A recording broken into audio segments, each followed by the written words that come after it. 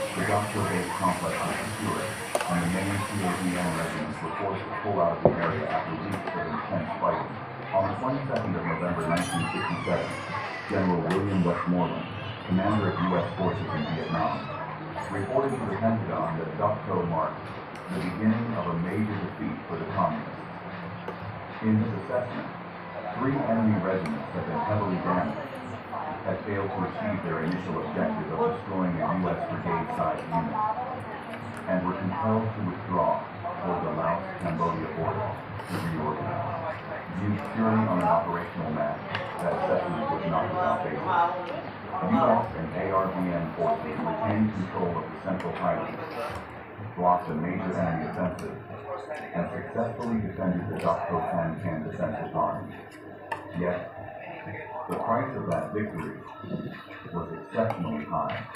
In less than 3 weeks of fighting, U.S. forces suffered 361 soldiers killed, 15 missing, and 1,441 wounded. The 173rd Airborne Brigade alone, bearing the brunt of the fighting on Hill 875, took losses so severe that it had to be withdrawn from the battlefield for months to recover. Conversely, Vietnam did not achieve its objective of completely destroying a large U.S. unit, but it did not regard Dak To as a failure either. The most important strategic goal had been accomplished: drawing a large concentration of U.S. forces into the remote jungles and mountains of the Central Highlands, far from key cities and vital lowland areas. In the process, they inflicted heavy casualties, eroded the morale of some of the most elite American units, and then withdrew deliberately to preserve their strength. Casualty figures released after the campaign differed sharply, underscoring the propaganda war that ran parallel to the fighting itself. U.S. estimates put PABN losses at roughly 1,664 killed, while Vietnamese reports cited about 450 killed and 1,089 wounded. For the U.S. military, the campaign met its immediate objectives, but it also exposed the limits of the search and destroy strategy. Optimistic reports about a light at the end of the tunnel began to ring hollow when set against images of hundreds of paratroopers killed for nameless hills.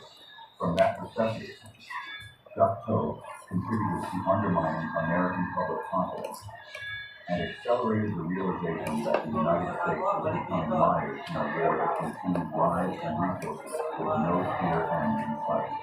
More than half a century later, Dak To still echoes in the memories of survivors on both sides. The names of fallen American soldiers are carved into the black stone wall in Washington. The achievements and sacrifices of Vietnamese soldiers are recorded in the history of their war of resistance. Yet beyond all honors and commemorations, Dak To reminds us of an unchanging truth. Behind the arrows on maps and the triumphant reports lie human lives. Men who endured hunger and thirst, fear and exhaustion, who fought and fell in the deep jungles of the Central Highlands in 1967. That is what makes Dak To not merely a battle, but a tragic epic, reflecting with stark clarity the brutal cost of war.